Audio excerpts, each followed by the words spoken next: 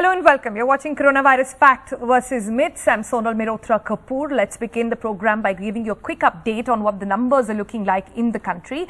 Well, India's COVID chart continued to show improvement today, with the country recording about 51,667 cases, which is a marginal drop from yesterday's almost 54,000 over there.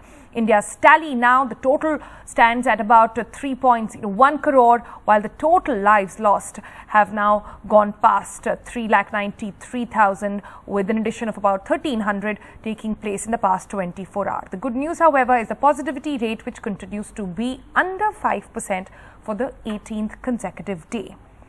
But what is the reason of worry right now? Well, it's the new variant, Delta for the world and Delta Plus here in the country. At least 7 confirmed cases of the new Delta Plus variant of the coronavirus have been confirmed in Madhya Pradesh. Out of these 7, 3 people had received vaccination and they got better just with home isolation and at home. They had either a single dose or had got both the jabs. But there were 4 out of these 7 who had not taken any vaccine. They all landed up in the hospital, out of which 2 lives have been lost. In fact, we've talked about this figure. The last corrected by a pan-India figure in the country was about 40 plus cases of the Delta Plus variant found across the country. We knew that it was in Madhya Pradesh, but also in Maharashtra. In Maharashtra, where 7 districts where the Delta Plus variant has been found, they have been put on high alert now, and local administration have been asked to impose stricter curbs. The district collectors, etc., have been asked not to ease restrictions and ensure that they step up their oxygen production and beds facility as well. Some bed hospitals and field hospitals now also being put into place. So that's the story here in the country, where Delta Plus is a huge reason to worry. But across the globe, Delta variant, first found in India, now becoming a huge cause of concern. We've got a roundup for you. For example, in the European Union, well, there the German Chancellor, Angela Merkel, has warned that Europe is on thin ice as the Delta variant of COVID spreads on the continent. Her warning came after EU health officials said that the variant would account for 90% of the bloc's cases by late August. The spread could also disrupt plans of lifting restrictions during the summer. In UK specifically, Delta, first identified here in India, now accounts for almost all new infections in the United Kingdom. In Euro 2020, the World Cup over there, the German head of the World Medical Association has urged people not to travel to London for the EU 2020 matches over concerns again of Delta. Delta in Russia, where they've recorded more than 20,000 new cases, with about 569 deaths as well, the highest since January. Capital Moscow, for example, witnessing the highest number of daily deaths since the pandemic began. Delta variant there responsible for 90% of the new infections. In Israel, for example, they have now reintroduced a requirement of wearing masks in enclosed places after the cases dropped there again after 10 days. Again, the reason, Delta. And even in Australia, we are now seeing downtown Sydney and the city's eastern suburbs, including the Bondi Beach, etc., all going into a week lockdown starting midnight Friday as authorities struggle to contain the spike. The cause, again, the Delta variant. All right, now that you understand the spread of this variant, well, Delta for the world, Delta Plus here in the country, let's try and take it forward with our guests. We have Professor Ravindra Gupta joining us, Professor of Clinical Microbiology, Department of Medicine, University of Cambridge. And we also have Dr. Sudarshan Balan with us. He is the chairman of the Manipal Hospitals. Dr. Balan, if I can come to you first, just to try and decode the temperament perhaps, or the state of urgency, one can call it that, much required with the Delta Plus variant in the country. Is still so little we really know about it, but with authorities now in Madhya Pradesh and even in Maharashtra stepping up their game, calling in for more stricter norms, is that the way forward now to try and contain these and nip it in the bud? Good afternoon, Ms. Kapoor. Dr. Balal here from Manipal Hospitals. You have brought up a very, very important topic. As you are aware, I think the virus is known to mutate, and the mutations can cause serious problems, as we saw with the Delta variant first detected in India. it's probably been one of the major causes of the surge, massive surge of corona in the second wave, earlier in India, now in the Western world too. So, of course, now we have found another variant of concern. It's been recently labeled as a variant of concern, the Delta Plus. There are three aspects to the variants that we need to worry about. One is the transmissibility of the virus, which we know for a fact both Delta and Delta Plus are more transmissible than the previous variants. The second, it's also known that the Delta Plus attaches to the lung cells a lot more than the previous variants. The third thing is how lethal are these variants. We do not know that yet about the Delta Plus, whether it's more lethal or not. But there was some suggestion with the Delta wave that it was probably more lethal. And the last and very important aspect of this variant is the immune escape phenomena after a vaccination. So can I interrupt you there, doctor, just to say that the report coming in from Madhya Pradesh, where people who were found positive with Delta Plus, but those who had the vaccine, either one jab or both, they managed to recover at home. Is that good news at this point? It certainly is good news. I think what has been seen with the Delta and the other variants is that the vaccination may not prevent the disease, but certainly it makes it a much milder form of disease. And if you look at the stats, very few people have been hospitalized with serious disease in the ICUs, or very, very rare deaths in patients who have been fully vaccinated. I think that's certainly a hope that we have. If we can vaccinate a large number of people, the number of deaths will certainly come down. Right. Professor Gupta, let me bring you in. We're obviously very concerned about the Delta Plus variant here in India, but we're seeing the world sort of wake up to the Delta phenomena, and we've seen very strong comments being made by world leaders on how we need to be really looking at it with a lot of concern. Are you then worried about what happened in India in the second wave because of this Delta variant might be happening in the world now, might follow?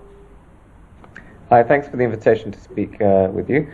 And yes, I mean, of course, Delta, which took off in India, has now spread globally, and it is overtaking other variants. So, for example, here in the UK, the Alpha variant, or B117, same in the US. So clearly, the properties of this virus are quite different from those that have gone before. There are mutations which cause immune escape, as well as increasing infectivity and transmissibility. So you have a virus that is quite formidable in its ability to infect people despite vaccination.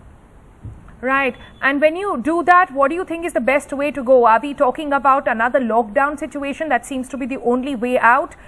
Many suggesting that a lockdown, along with parallelly boosting your vaccination process, that seems to be our way out of fighting out this very deadly variant. Well, yes, I think that a combined approach is the best. But of course, many countries have already been in lockdown. So here in the UK, we are slowly easing lockdown as vaccination goes up. But of course, Delta variant is here. So it's a dangerous sort of situation because the vaccination level is still not high enough really to completely control the Delta variant. And of course, we have a lot of young people who are still not vaccinated. So most of the infections are happening in young individuals, which is hopefully has minimal consequences, although long COVID is a concern here now. And so, yes, it's a delicate situation here and globally. I would say with the Delta Plus, just that we should not panic too much. I think Delta is bad enough. I think that in India we're going to see a resurgence of Delta and Delta Plus. Now, the Delta Plus increase may be due to something called founder effect, where a mutation happens and then it starts spreading. And it appears to be sort of having an advantage, but it's only because it sort of had a chance to take off. It probably does have some immune evasion properties on top of Delta, but knowing what we do about 417, I don't think it's going to be that significant.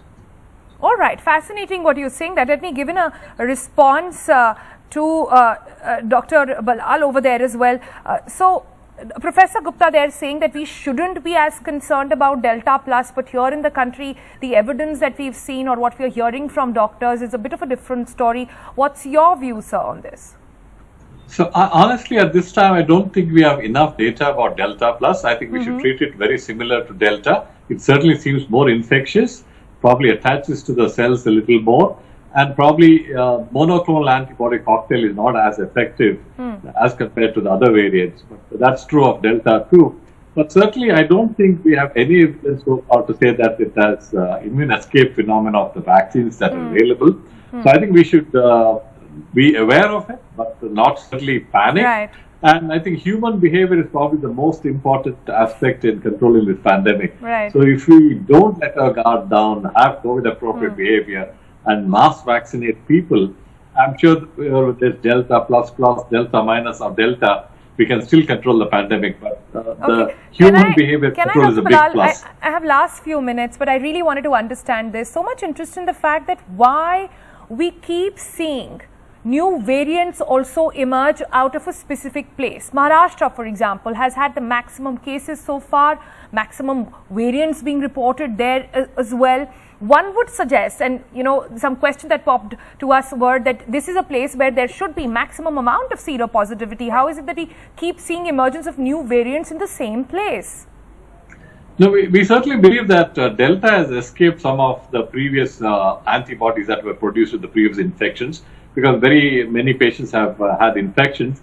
And any virus that spreads very rapidly and has a large number of multiplications is more likely to mutate. And the virus is sort of something that saves the virus from destruction. So the virus's business is to mutate and escape whatever we have done to destroy the virus. And that's a common phenomenon, be it COVID, be it flu, or any other virus. And I think we have to be careful, and it may very well become that we may have to modify the vaccines in the future to take care of any of the newer variants. All right, modify the vaccines in the future. That seems to be the way forward. Professor Gupta, quick last comments on why this keeps emerging. The expansion in big urban settings is probably also because we have to understand that the origin of variants is not the virus jumping from one person to another. It's chronic infection in one individual, where that individual is infected for weeks or months, and the virus basically accumulates multiple mutations. Now, that is a rare event, but the more infections you have in a population, the more likely it is that a variant is going to be generated. So that's why variants are detected in high-density areas where there's a lot of transmission and a lot of infection. So it's purely a function of that. And then there's a detection. So, of course, Maharashtra has, Mumbai is a big city in that region. They're doing more genome sequencing. Yes, exactly. So that's why it's detected earlier in those areas. All right, Professor Gupta, Dr. Lal, thank you so much for spending your time and enlightening us with all these talks about variants. Thank you very much. All right, now with COVID infection numbers dropping earlier, much of across the board in European Union as well, now they're looking and daring to look, if one can call it that, beyond the pandemic. What can and will be done to help the economies of this place also bounce back from the fallout of the pandemic? Well, there are things are starting to move, and in order to understand that, let's go across to DW reporter Nicole to understand more on this issue. Nicole, thanks so much for speaking with NDTV. Now, the EU chief has been touring member states, green lighting national COVID recovery plans as well. What do you think will be the post-pandemic investment focus be on? Well, the EU itself says that this is more than a recovery plan, that it's a historic chance to sustainably transform our economies to help them emerge stronger from the pandemic. And that is something they're willing to spend 750 billion euros on. The aim is to make European states greener, more digital, and more resilient towards future challenges of this magnitude. Over the past months, almost all member states have been presenting their national plans. And this week, we're seeing EU Commission President Ursula von der Leyen shake a lot of hands and congratulate a lot of leaders on their proposals. After approval, the different states will receive a first payment to help them kickstart the recovery. This is all being done with a lot of fanfare, not only because this is, along with the EU's long-term budget, the largest stimulus package ever financed in Europe, but also because the EU is going through a bit of an image crisis.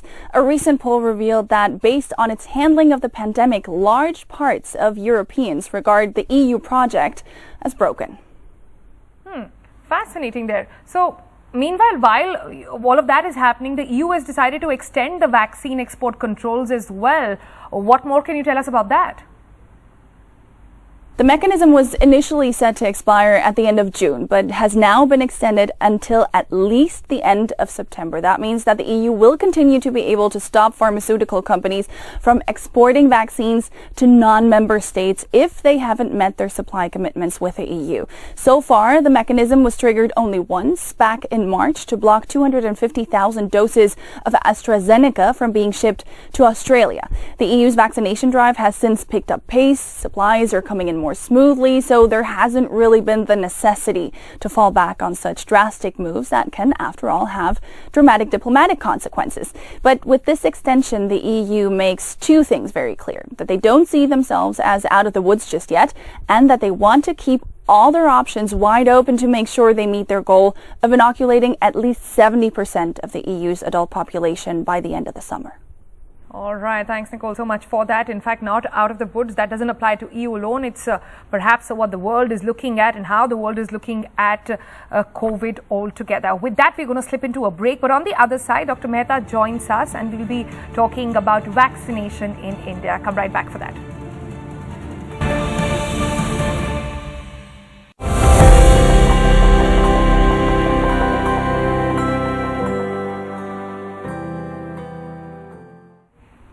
Welcome back. It's time for a special campaign, Vaccinate India, in partnership with Google, where we are discussing lots of the questions that you often have about the vaccination process. And joining us in helping achieve those answers is Dr. Yatin Mehta. He's the chairman of Medanta Institute of Critical Care. Dr. Mehta, welcome back to NDTV and thank you for sparing your time. I want to start by first asking you about vaccine effectiveness. We're talking at a time when new variants of concerns have come in the country. There is a lot going on about whether or not these vaccines are going to work, not work against them. What can you tell us about what we know on the effectiveness of the current 3 vaccines that are in the country? See, no vaccine is approved by the DCGI unless it is at least more than 60% efficacious. Okay. Now, most of the vaccines which are available in India, primarily at the moment there are only 2, Covishield and Covaxin, they are more than about 80-90% effective. That means that most of the patients who will get, even if they get a disease, it will be mild disease. So you are not worried about mild disease, because mild disease is like any running nose and flu, mild fever for a couple of days and you are okay. So most of the patients will not require hospitalization and oxygen therapy who are vaccinated. Very few patients will get it, but again, I don't think there is, most of the people are protected. So I would advise everybody to take vaccine unless there is a specific medical reason not to. Right. And would you say the recent reports emerging out of Madhya Pradesh are fairly encouraging as well, where even those infected with the Delta Plus variant, which is now a variant of concern for us, those who did take the vaccine, either 1 jab or 2, they ended up recovering at home. That's a huge sign on how our vaccines are working, even with the new variants. See, so far as we know, the Delta Plus variant also vaccine is effective against it. But there is a possibility. It may not be on a larger, when we analyze larger number of patients. But at the moment, what do we have in our armamentarium to fight against the disease? We have these vaccines which are there, and we have the safe distancing and COVID appropriate behavior, which is, I would advise everybody to exercise that, because even if you have taken both the shots, that COVID appropriate behavior must continue till we resolve this completely. Right. COVID appropriate behavior, well, that's our one, that's the other pillar, really, along with the vaccines that will get us out of this pandemic, which brings me to the next question about vaccine hesitancy. We understand that people who are hesitant are still worried about the side effects somehow. Could you tell our viewers a little more about what is it that they really should not be thinking right now? And like we said, people worry about vaccines. Which one should we take really? The best vaccine is the one which is available to them, right? See, one of the panic was about this blood clotting disorder which happens after Covishield vaccine, AstraZeneca Covishield vaccine. It is 6 in a million. You can just look at the possibility of your getting it, and even if you get it, it's all treatable. It is not that it is going to kill you, even if you are 1 in a million of patients who got it. We have vaccinated thousands of patients. I have not seen any major side effects. The only side effects which you see with a little pain at the site of injection, mild fever or some weakness, muscle pain for a couple of days, which you take a pop in a crocin and you're okay. I mean, so I have not seen any major side effects in thousands of patients whom we have vaccinated, people whom we have vaccinated. So there is really no problem. The neurological complications is extremely rare. So this is, look at the risk of clotting happening in the blood. The risk of a person smoking getting is 10 times more than risk of a patient who gets vaccinated and gets a clotting disorder. So you can look at the risk. And perhaps one thing to remember is to keep yourself hydrated through the process of your vaccine, through your process of your vaccination, about 5 days before to about 10 days later. Important to keep yourself hydrated when you get your vaccine shot. And you keep yourself hydrated, you walk, so you don't have to be bedridden after the vaccine, because that also leads to stasis of blood, and blood clotting chances may increase. So you must walk around. I mean, it's like any vaccine. Any vaccine produces muscle pain and a little bit of weakness. It does. All right. Thank you for those encouraging words, Dr. Mehta, and sparing us your time on this special segment.